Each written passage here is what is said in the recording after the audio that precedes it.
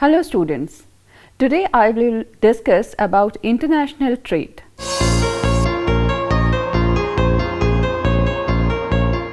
After the discussion, you will be able to understand the international trade, import and exports, comparative advantages, other possible benefits of trading globally, free trade versus protectionism, free trade, what is protectionism, and I will discuss about different organizations in the world such as GATT, General Agreement on Trade and Tariff, United Nations Conference on Trade and Development, that is known as UNCTAD, WTO, different issues related to WTO such as major trade blocs of the world, European Union, about European Free Trade Association, about the Council for Mutual Economic Assistance, about the Latin American Free Trade Association, about the Asian that means Association of Southeast Asian Nations, and I will also discuss about OPEC. I will discuss little bit about the African blocs, OECD. You may be knowing about Organization for Economic Cooperation and Development.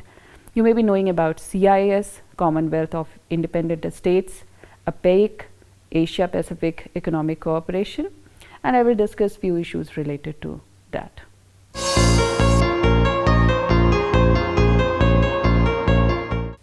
If you can walk into a supermarket and find Costa Rican bananas, Brazilian coffee and bottle of South African wine, you are experiencing the impact of international trade. International trade allows countries to expand their market and access goods and services that otherwise may not have been available domestically. As a result of international trade, the market is more competitive. This ultimately results in more competitive pricing and brings a cheaper product home to the consumer. International trade is the exchange of goods and services between countries. Trading globally gives consumers and countries the opportunity to be exposed to goods and services not available in their own countries or which would be more expensive domestically. The importance of international trade was recognized early on by the political economists like Adam Smith and David Ricardo. Still, some argue that international trade actually can be bad for smaller nations, putting them at a greater disadvantages on the world stage.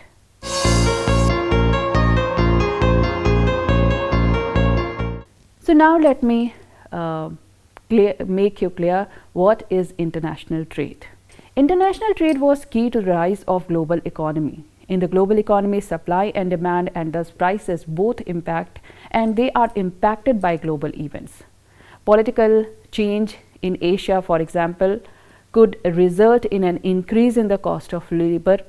This could increase the manufacturing cost for an American sneakers company that is based in Malaysia, which would thus result in an increase in the price charged for a pair of sneakers that an American consumer might purchase at their local mall.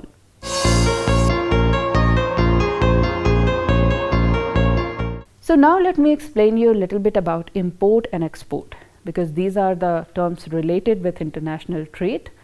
A product that is sold to the global market is called an export, and a product that is bought from the global market is an import.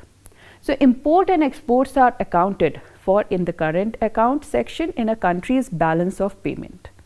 Globally, trade allows wealthy countries to use their resources, for example, labor, technology or capital, more efficiently. Different countries are endowed with different assets and natural resources such as land, labor, capital and technology, etc. This allows some countries to produce the same good more efficiently. In other words, I can say that more quickly and with less of a cost. Therefore, they may sell it more cheaply than other countries. If a country cannot efficiently produce an item, it can obtain it by trading with another country that can. This is known as specialization in international trade. For instance, England and Portugal have historically both benefits by specializing and trading according to their comparative advantages. Portugal has plentiful vineyards and can make wine at a low cost, while England is able to more cheaply manufacture clothes, given its pastures are full of sheep. Each country would eventually recognize these facts and stop attempting to make the product that was costlier to generate domestically in favor of engaging in trade. Indeed, over time, England stopped producing wine and Portugal stopped manufacturing cloth. Both countries saw that it was to their advantage to stop their efforts to producing these items at home and instead to trade with each other in order to acquire them.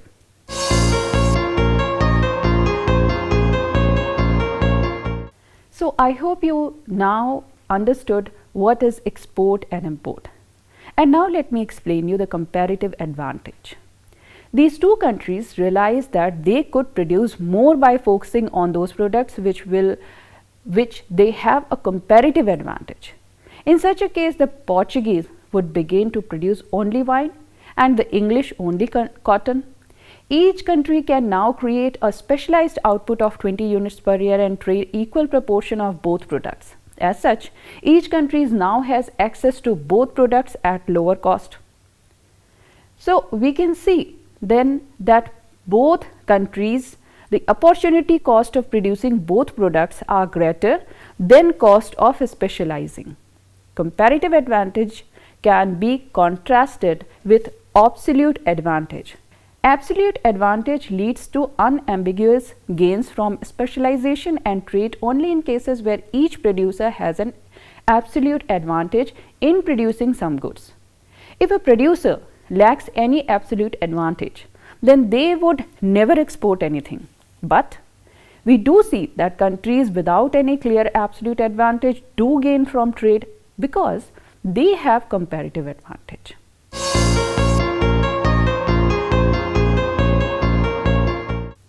Now, apart from this, there are other possibilities also of benefiting of trading globally. Let me explain you. International trade not only results in increased efficiencies, but it also allows countries to participate in a global economy, encouraging the opportunity for foreign direct investment, that is known as FDI. In theory, economies can thus grow more efficiently and can more easily become competitive economic participants. FDI is a means by which foreign currency and expertise can enter the country. It raises employment levels and theoretically leads to a growth in gross domestic product. For the investor, FDI offers companies expansion and growth, which means higher revenues.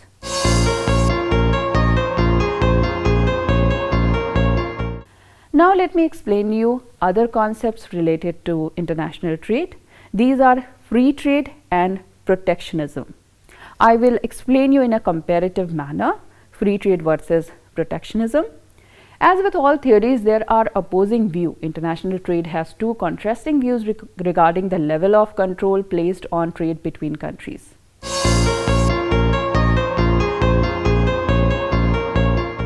You may be thinking, what is free trade?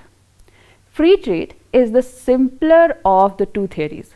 This approach is also sometimes referred to as laissez-faire economics. With a laissez-faire approach, there are no restriction on trade.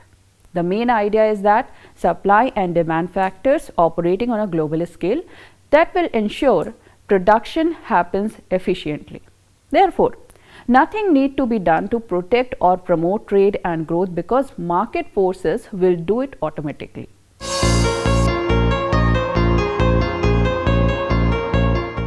Now you may be thinking, what is protectionism? Protectionism holds that regulation of international trade is important to ensure that market functions properly. Advocates of this theory believe that market inefficiencies may hamper the benefit of international trade and they aim to guide the market accordingly. Protectionism exists in many different forms, but the most common are tariff, subsidies and quotas. These strategies attempt to correct any inefficiency in the international market.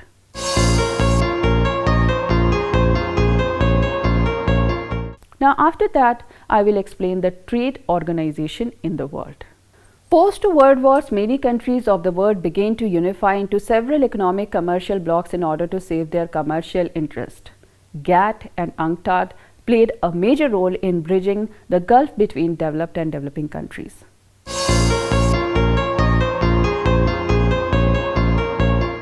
Now, let me explain you General Agreement on Trade and Tariff (GATT).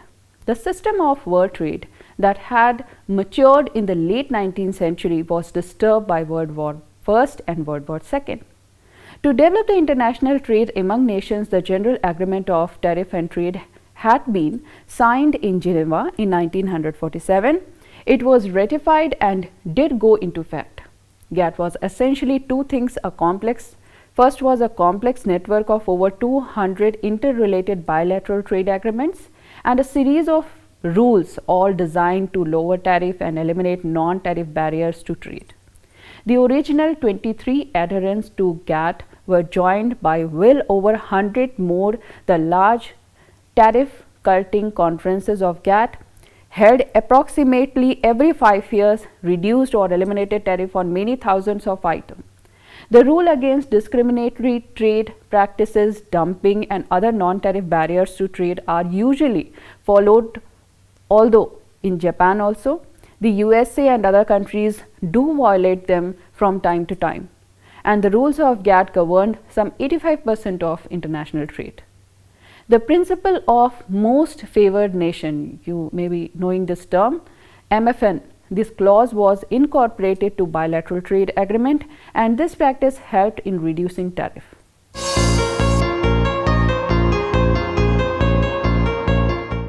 United Nations Conference on Trade and Development, UNCTAD.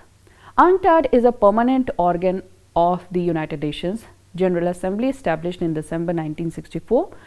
The basic objective was to promote trade, investment and development in developing countries. Its headquarters is located in Geneva, Switzerland. UNCTAD has approximately 190 members. Negotiations at UNCTAD's meeting resulted in the Global System of the Trade Preferences in 1988, an agreement that reduced tariff and removed or reduced non-tariff trade barriers among participating developing countries, the Common Fund for Commodities in 1989. An intergovernmental financial institution that provides assistance to developing countries that are heavily dependent on the commodity exports, and various agreements for debt relief. In the 1990s, UNCTAD's efforts were directed towards the challenges such as globalization poses to developing countries, and a special attention was focused on measures to help the poorest and least developed countries that became integrated into world economy.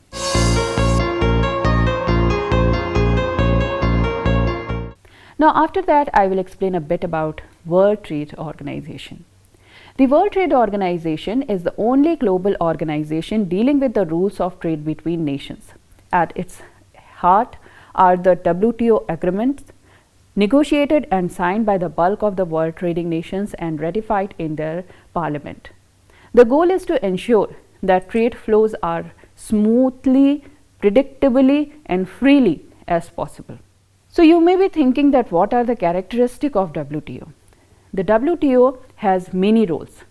It operates a global system of trade rules. It acts as a forum for negotiating trade agreements. It settles trade disputes between its members, and it supports the need of developing countries.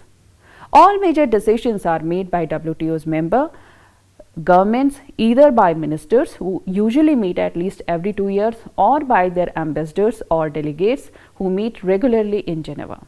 A number of simple fundamental principles form the foundation of the multilateral trading system. The primary purpose of the WTO is to open trade for all the benefited countries. Now you may be thinking about the decision making. The WTO's top decision making body is the Ministerial Conference.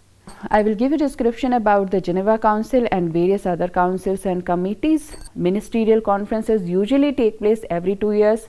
The General Council is the top day-to-day decision-making body. It meets a number of times a year in Geneva. So far as membership is concerned, the WTO has over 160 members representing 98% of the world trade. Over 20 countries are seeking to join WTO. To join the WTO, a government has to bring its economy and trade policies in the line that WTO rules and negotiate its terms of entry with WTO membership.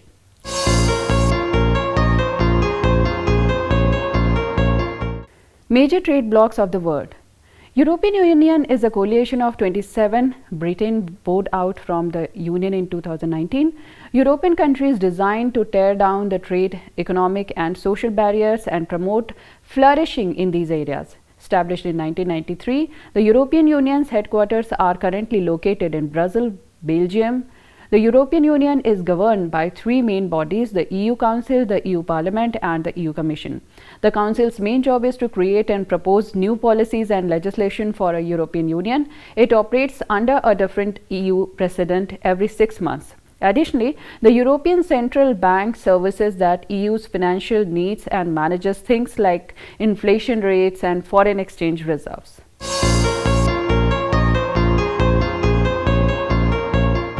Now you may be knowing about the EFTA, that is known as the European Free Trade Association. This organization came into existence in 1960 with Britain, Ireland, Norway, Austria, Sweden, Portugal and Switzerland as members. Later, Britain and Ireland joined the EEC, where the Finland joined it.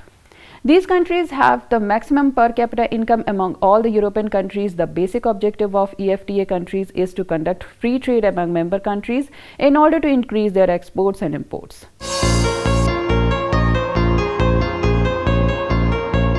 Next one is the Council for Mutual Economic Assistance.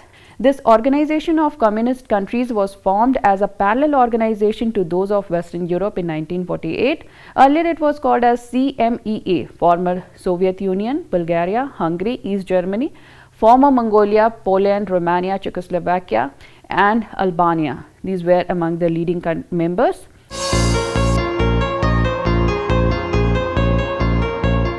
Next one is the Latin American Free Trade Association. This organization was formed by Latin American countries in 1960. The member countries including Peru, Paraguay, Argentina, Mexico, Brazil and Chile.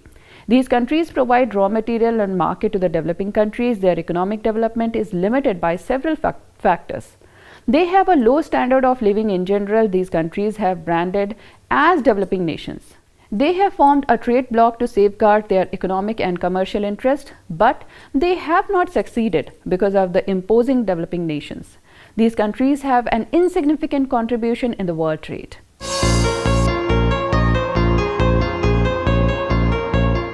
Another organization is the Association of Southeast Asian Nations. This organization came into existence in 1975 with Malaysia, Thailand, Philippines, Indonesia, Singapore and West Aryan, and Brunei is also a member.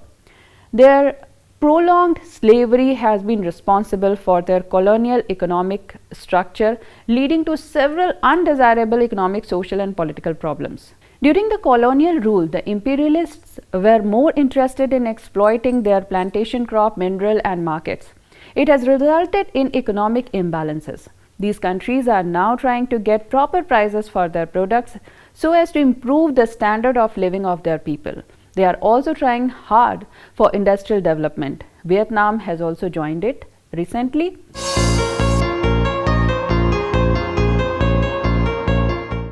Another organization is the South Asian Preferential Trading Agreement. The South Asian Preferential Trading Agreement was constituted at Dhaka summit of the SAARC countries in 1993.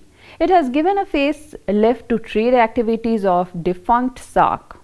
India has removed custom duties on 226 items since January 96, but Pakistan has not reciprocated and does not include India into MFN list. Although 541 items from India can be directly imported by private parties in Pakistan, other items are restricted, which is contradictory to MFN principle.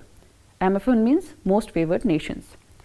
The SAPTA intends to convert into SAFTA, that is South Asian Free Trade Association, which is a desirable beginning in the direction of economic integration among SAARC countries. The ADBA has set up a SAARC fund for a regional project which proves the point. In April 1997, India, Nepal, Bangladesh and Bhutan have set up SAGAR for integrated efforts in the field of environmental protection, energy development, transport, trade and tourism development. In the same year, the outline of BIMSTEC was drawn for free trade among Bangladesh, India, Myanmar, Sri Lanka and Thailand.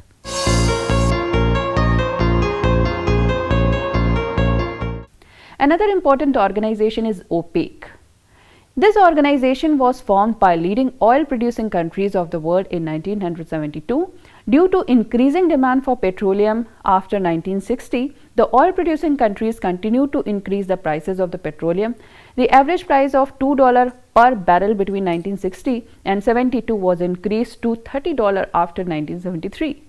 Consequently, Iran, Iraq, Saudi Arabia, Qatar, Kuwait, UAE, Gabon, Algeria, Libya, Egypt, Venezuela and Indonesia formed these organizations to keep the oil prices under control.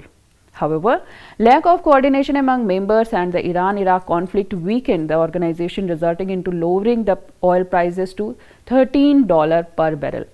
During the Iraq-Kuwait war, price again soared to $40 a barrel. At present, this organization exerts substantial pressure, particularly on the developed countries, which are its main buyers. It has 13 members.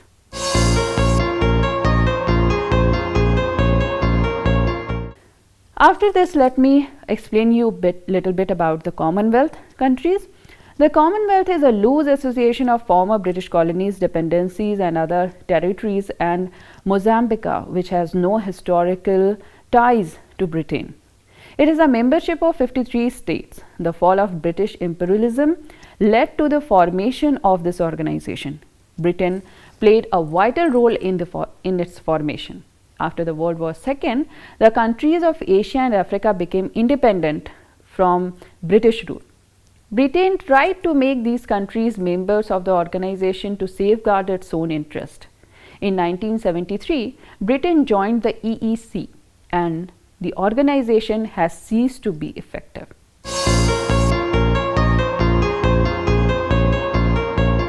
After discussing different associations, let me also discuss a little bit about African blocs. Africa has been the worst hit continent at the hands of imperialists during the colonial era.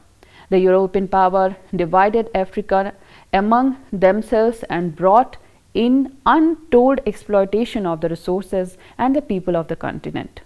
Even after the African countries gained their freedom, at least 18 of them were co-opted by EEC so as to continue their domain over these countries.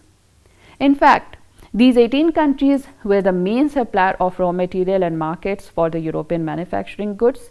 African countries have also tried to form associations so that they develop themselves economically. Among these associations were the West African Economic Community for West African States, Organization of African Unity. These are the noble, though their success is yet to be ascertained in the wake of interference by outside forces.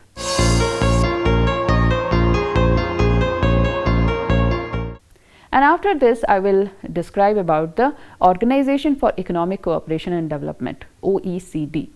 This organization was formed in 1961 to replace the Organization for European Economic Cooperation, which was started immediately after the World War II for the reconstruction of the war-ravaged European states. The OECD also collects the disseminate economic and environmental information. It has a member of 30 states. These countries are Australia, Austria, Belgium, Canada, Czech Republic, Denmark, Finland, France, Germany, Greece, Hungary, Ireland, Iceland, Italy, Japan, Luxembourg, Mexico, Netherlands, New Zealand, Norway, Poland, Portugal, Slovakia, South Korea, Spain, Switzerland, Sweden, Turkey, UK and US.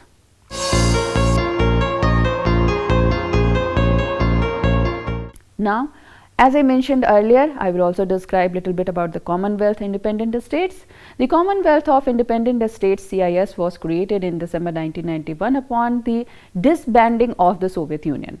It is made up of 12 of the 15 former Soviet constituent republics. Members in 1995 included Armenia, Azerbaijan, Belarus, Georgia, Kazakhstan, Kyrgyzstan, Moldova, Russia, Tajikistan, Ukraine, Uzbekistan, etc. The capital of the Commonwealth is in Belarus.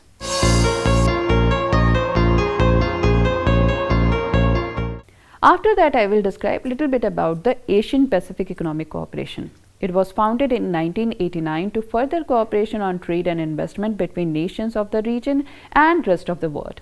It has 21 member states. These are Australia, Canada, Chile, China, Hong Kong, Indonesia, Japan, Malaysia, Mexico, New Zealand, Peru, and 2 more countries.